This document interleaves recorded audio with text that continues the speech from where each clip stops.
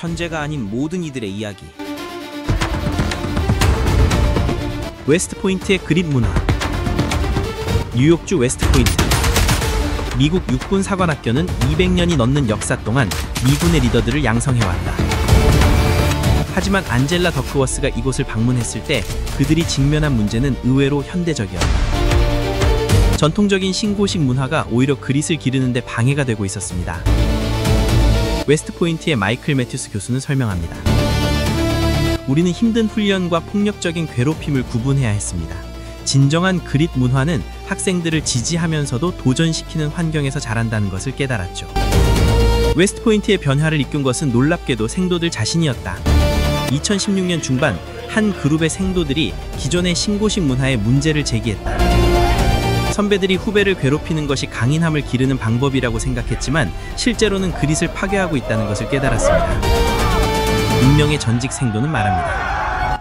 새로운 시스템 하에서 웨스트포인트는 건설적 도전이라는 개념을 도입했다. 신입생들에게 어려운 과제를 주되 그들이 성공할 수 있도록 지원하는 시스템을 만든 것이다. 결과는 놀라웠다. 생도들의 중도 포기율이 현저하게 감소했고 만족도와 학습 성취도가 대폭 향상됐다. 70세가 넘은 이 코치는 젊은 선수들보다 더 일찍 출근해서 더 늦게 퇴근한다. 경쟁이란 이기고 지는 것과는 아무 관련이 없어요. 그것은 마음가짐이고 문화를 만드는 방향성입니다. 캐럴의 이 말은 단순한 명언이 아니다. 이것은 한 조직이 어떻게 그릿 문화를 만들어내는지에 대한 살아있는 증언이다. 피트 캐럴은 NFL에서 가장 독특한 코치 중 하나다. 대부분의 미식 축구 코치들이 권위적이고 엄격한 스타일을 유지할 때 캐럴은 선수들과 개인적인 관계를 맺고 그들의 개성을 포용하는 인본주의적 접근을 택했다. 2010년 시애틀 시호크스의 감독으로 취임했을 때 캐럴은 이미 60세였다. 대부분의 사람들에게는 은퇴를 준비할 나이였지만 그에게는 새로운 도전의 시작이었다. 제가 안젤라 더크와스 박사의 테드 강연을 처음 본 순간 우리가 시호크스에서 추구해온 것이 바로 그릿이라는 것을 깨달았습니다. 캐럴이 구축한 시호크스의 문화는 놀라운 결과를 가져왔다. 2013년 슈퍼볼 우승, 그리고 그 다음 해 결승 진출. 하지만 더 중요한 것은 선수들이 어떻게 변화했느냐였다. 리처드 셰머는 스탠퍼드 대학 출신의 코너백이었지만 NFL에서는 과소평가받는 선수였다. 5라운드 154순위로 드래프트된 그는 많은 팀들이 주목하지 않는 선수였다. 처음 시호크스에 왔을 때 캐럴 코치는 제게 이렇게 말했어요. 너의 과거는 중요하지 않다. 중요한 건 네가 지금부터 어떻게 노력하느냐다. 셰머는 매일 새벽 4시에 일어나 동영상 보며 상대방 수비수들의 패턴을 분석하고 자신의 약점을 보완하기 위해 끊임없이 노력했다. 그 결과 그는 NFL 최고의 코너백 중 하나가 되었고 2013년 시즌에는 리그 최고의 수비수로 인정받았다. 그릿이란 재능이 아니라 끈기입니다. 저는 가장 빠르지도 가장 크지도 않았어요. 하지만 가장 오래 노력했습니다. 베스트셀러 작가 존 어빙의 난독증. 존 어빙은 어릴 때부터 심각한 난독증을 앓았다. 같은 나이의 아이들이 유창하게 책을 읽을 때 그는 단어 하나를 읽는데도 큰 어려움을 겪었다. 선생님들은 제가 학습장애가 있다고 생각했어요. 부모님도 걱정이 많으셨죠. 하지만 어빙은 포기하지 않았다. 그는 남들보다 10배, 20배 더 많은 시간을 투자해서 책을 읽었다. 한 문장을 읽기 위해 여러 번 반복해야 했지만 그는 계속했다. 저는 빠르게 읽을 수는 없었지만 깊이 읽을 수 있었어요. 그리고 그것이 제 글쓰기의 원동력이 되었습니다. 호텔 뉴햄셔 등 베스트셀러를 쓴 어빙은 이제 세계적인 작가다. 그의 작품들은 40개여의 언어로 번역되었고 여러 작품이 영화화되었다. 재능이 없다고 생각했던 것이 오히려 제 최대 강점이 되었어요. 다른 사람들이 쉽게 할 수 있는 것을 어렵게 해야 했기 때문에 더 깊이 생각하고 더 정교하게 만들 수 있었거든요. 만화가 밥 맨코프에게 거절이란. 밥 맨코프는 뉴요커 매거진의 전설적인 만화 에디터다. 하지만 그가 이 자리에 오기까지는 긴 인내의 시간이 필요했다. 1974년 맨코프는 뉴요커의 첫 만화를 투고했다. 거절당했다. 두 번째도 거절당했다. 세 번째, 네 번째. 그는 정확히 2000번의 거절을 당했다. 매주 화요일마다 편집부에서 거절 편지가 왔어요. 그 편지를 받을 때마다 좌절했지만 수요일이 되면 다시 그림을 그리기 시작했다. 맹코프는 거절당한 만화들을 모두 보관했다. 그 이유는 단순했다. 언젠가는 성공할 거라고 믿었기 때문이죠. 그리고 그때 이 경험이 좋은 이야기가 될 거라고 생각했어요. 1977년 드디어 그의 만화가 뉴요커에 실렸다. 3년의 거절 끝에 얻은 첫 번째 성공이었다. 그 후 그는 뉴요커의 정규 기고자가 되었고 나중에는 만화 에디터까지 승진했다. 사람들은 제가 그 많은 거절을 어떻게 견뎠냐고 물어요. 답은 간단해요. 저는 포기하는 방법을 몰랐거든요. 뇌성마비 코미디언 프란체스카 마르티네즈. 프란체스카 마르티네즈는 태어날 때부터 뇌성마비를 앓았다. 걷기도 말하기도 어려운 그녀에게 코미디언이 되겠다는 꿈은 불가능해 보였다. 어릴 때 사람들은 제가 장애인이라고 불렀어요. 하지만 엄마는 제게 이렇게 말씀하셨죠. 너는 장애인이 아니라 특별한 사람이야. 마르티네즈의 부모는 그녀를 과보호하지 않았다. 오히려 다른 아이들과 똑같이 대했고 똑같은 기대치를 가졌다. 그들은 딸이 넘어져도 스스로 일어서도록 격려했고 실패해도 다시 도전하도록 지지했다. 무대에 처음 섰을 때 관객들은 저를 동정의 눈으로 봤어요. 하지만 제가 농담을 하기 시작하자 웃기 시작했습니다. 그들이 저를 코미디언으로 보기 시작한 순간이었죠.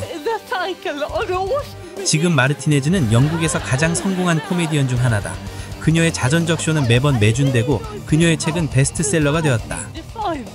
제 뇌성마비는 제 약점이 아니라 제 특별함이에요. 이것 때문에 저는 다른 사람들이 볼 수 없는 세상의 다른 면을 볼 수 있게 되었거든요. 핀란드 교육의 비밀, 시수. 1939년 11월 30일 소비에트 연방이 핀란드를 침공했다.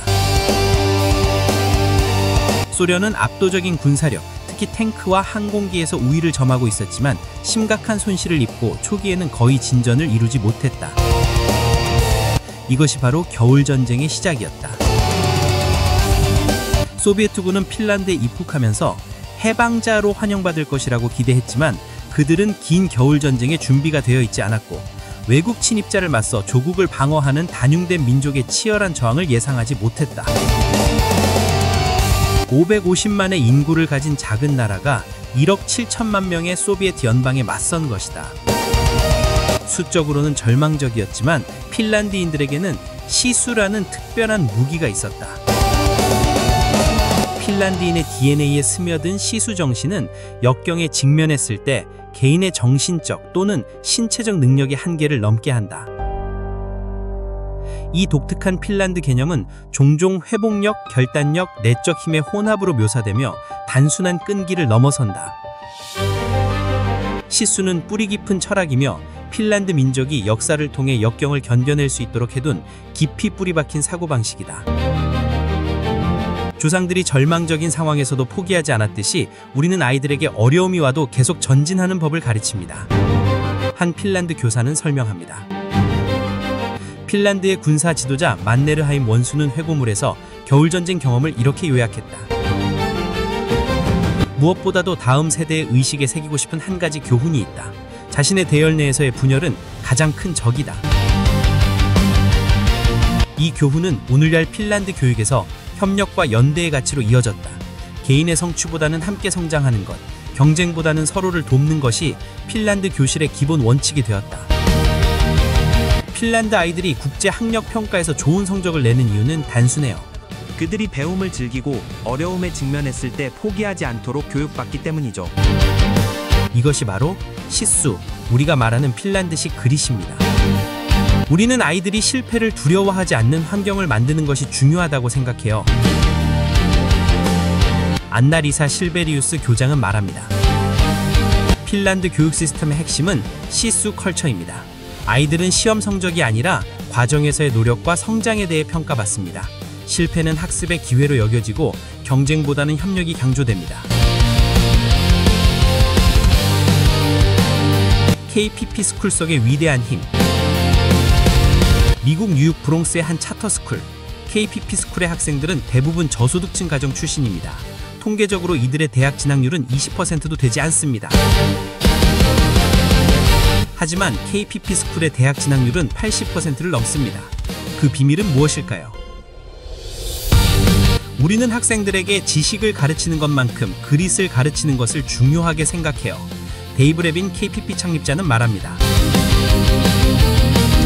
KPP의 모든 교실에는 실수는 증거다. 당신이 노력하고 있다는 나는 문구가 붙어 있습니다. 학생들은 틀린 답을 말하는 것을 부끄러워하지 않습니다. 오히려 그것을 배움의 시작점으로 여깁니다.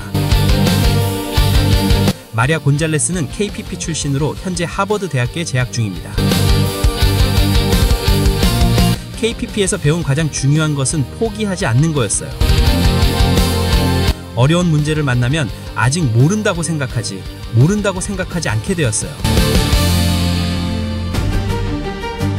메가더 상수상자 타네하시 코치에게 있어 글쓰기란 1980년대 말 볼티모어, 마약이 만연한 황폐한 풍경 속에서 매일이 생존을 위한 투쟁이었던 곳에서 한 소년이 자라고 있었다.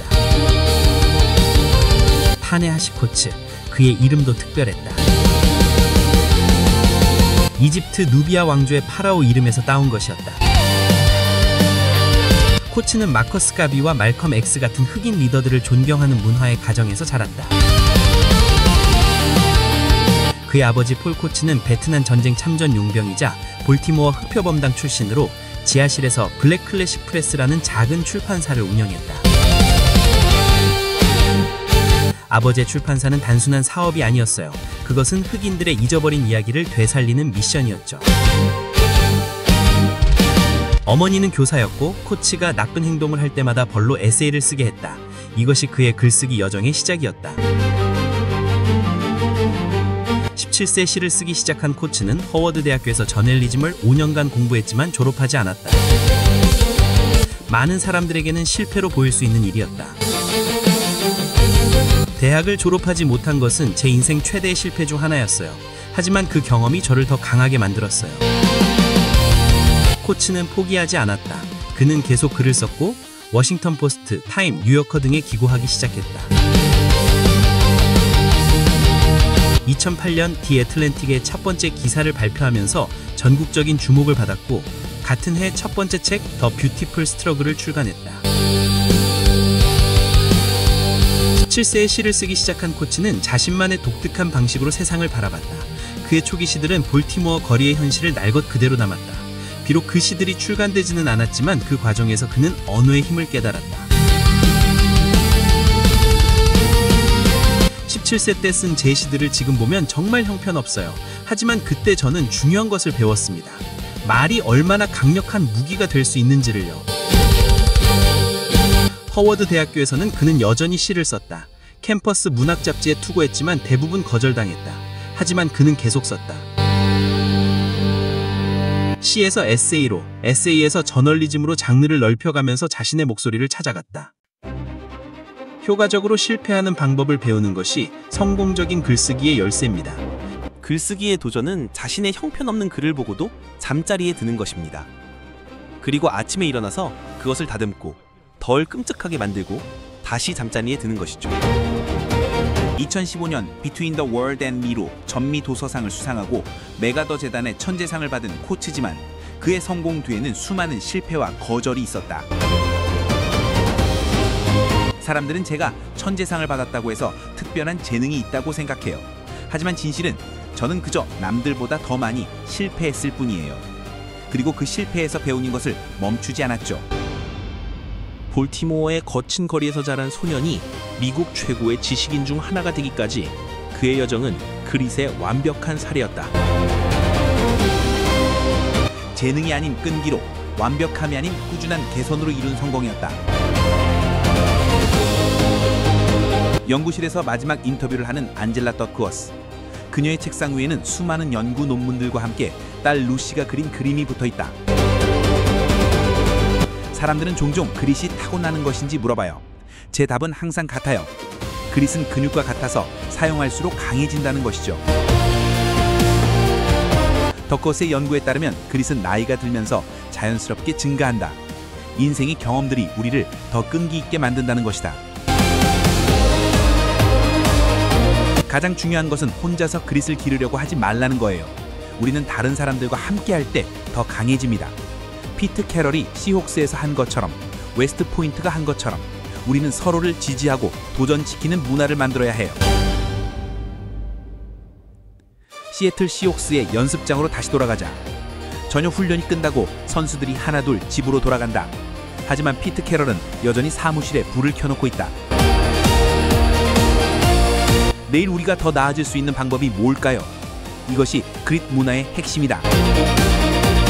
완벽함을 추구하는 것이 아니라 매일 조금씩 더 나아지려고 노력하는 것.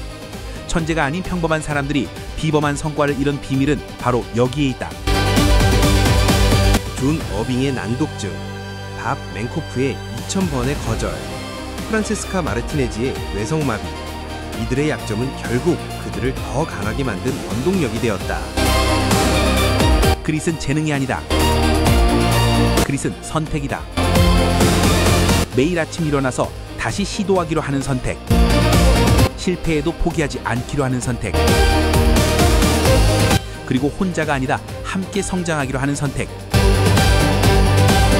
우리에게 필요한 것은 그릿이다.